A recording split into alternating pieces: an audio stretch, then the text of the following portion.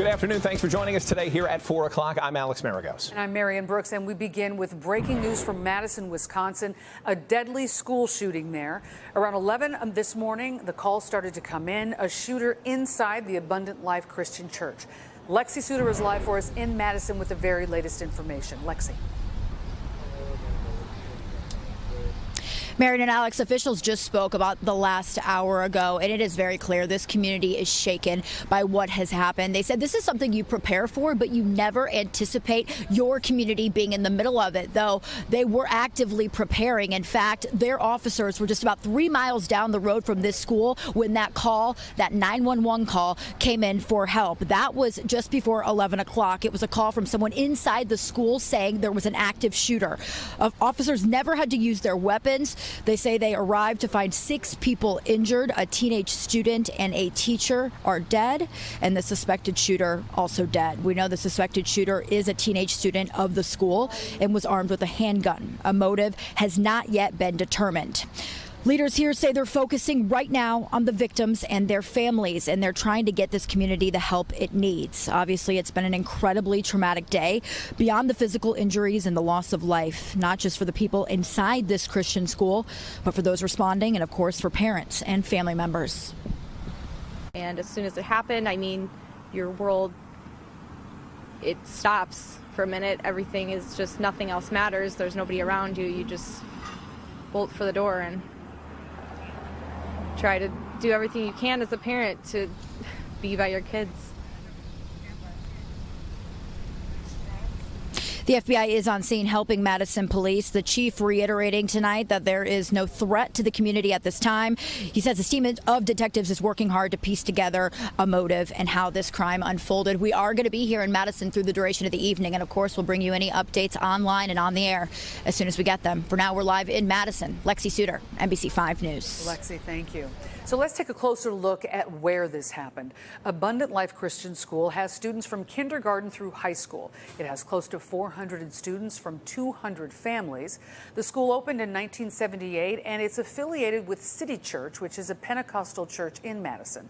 But the school says students come from more than 50 churches in Dane County. It is a private Christian school that is accredited through an organization for Christian schools. Now, to help to give you some additional context on what happened today, we want to turn to NBC5 Investigate's Bennett Haeberle. Yeah, he's joined us with what he's learned about today's shooting. I know you've been working the phones and learning more all about what's going on up there. Yeah, important to note, obviously, that we are still learning details about what exactly transpired this morning, including the motive and questions about security measures, which local police in Madison said they don't know, and that there are specific details that are being withheld.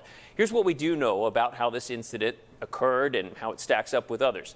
Let's start with what we know about the school. A copy of their handbook posted online says that they do have an emergency plan for lockdowns, but it does not provide specific details. The suspected shooter, as Lexi mentioned, has been identified as a student. The 2 other people who died there were described as a student and a teacher. The Madison police chief did not provide a clear answer when he was asked about if the school had metal detectors.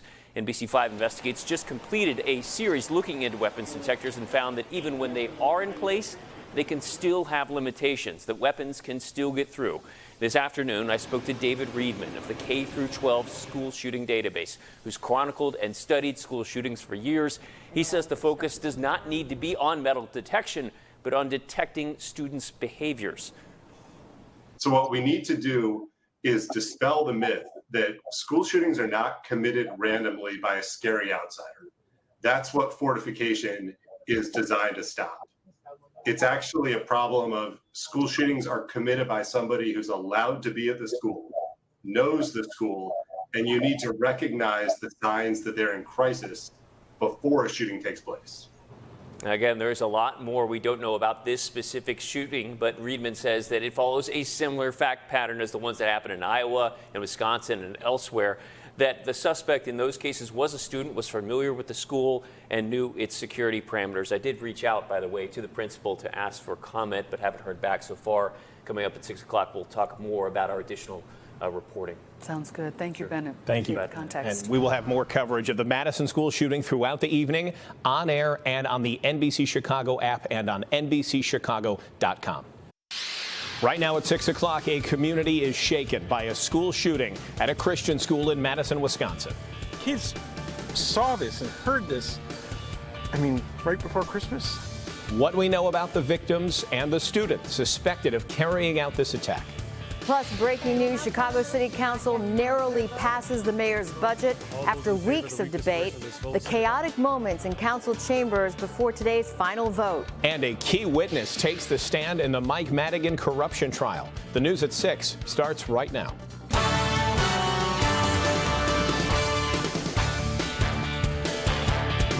Good evening. I'm Alex Maragos in for Stephen Holt. And I'm Allison Rosati. We begin tonight with that deadly school shooting in Madison, Wisconsin.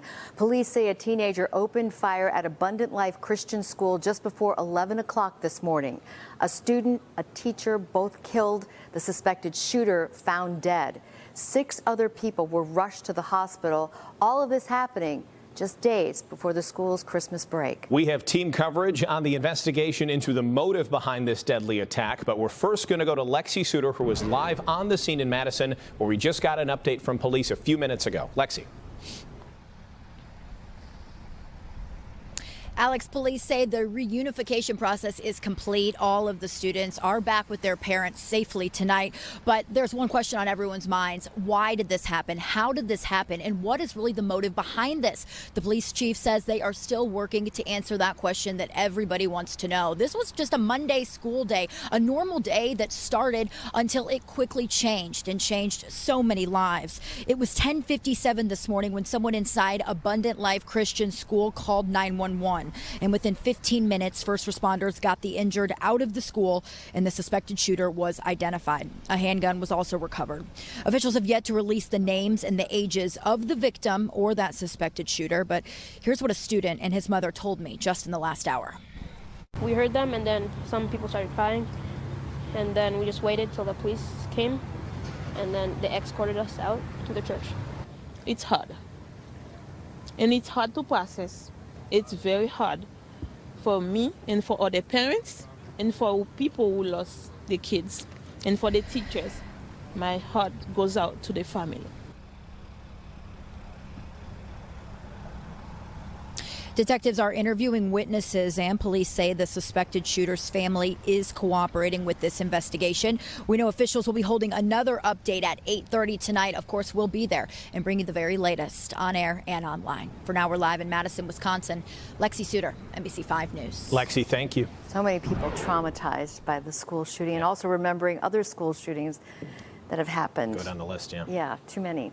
Well, turning now to NBC5 Investigates team, which is looking into the shooting and how it fits into the larger problem of gun violence in schools. Investigative reporter Bennett Haeberle is now joining us with what he has learned. Bennett. Yeah, as Lexi mentioned, so many people are eager to hear and learn more about the details about what transpired, about a motive, and if there were other threats. The police chief in Madison said they are withholding some information from the public, and it is typically, as is the case in many mass shootings, they're going through a process of obtaining search warrants and looking at materials that may help them understand what exactly happened here. There are also questions over what security procedures existed at the school, if any, and if they would have made a difference. NBC5 Investigates' recent series on weapons detectors revealed that they can be expensive and do come with limitations. In fact, we found there have been documented cases where they have missed weapons.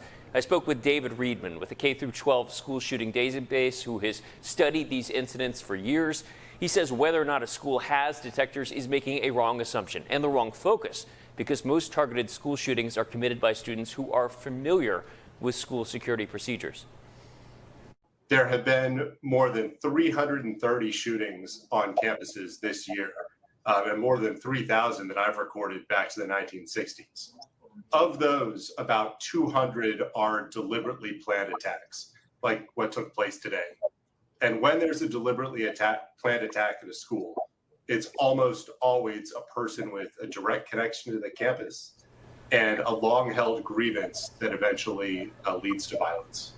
To that end, Reedman says the focus should be on detecting what the student behavior is prior to this, and not necessarily the weapons themselves. By the way, we did reach out to the principal at the Abundant Life Christian School. Have not heard back just yet. As we mentioned, though, we do know that this alleged shooter in this case is a student who police say appears to have at least fatally shot at least one student and a teacher. Just a horrible situation that we've all faced too many times, and everybody wants answers. We're glad that you're trying to get Yes. some for us tonight. You bet. Thank you, Bennett. Sure. And we're going to have more coverage of the Madison school shooting throughout the evening on air and at NBCChicago.com and our NBC Chicago app. You heard Lexi just say a minute ago there was a briefing coming up at 8:30. We'll bring you the latest information from that on our website and app.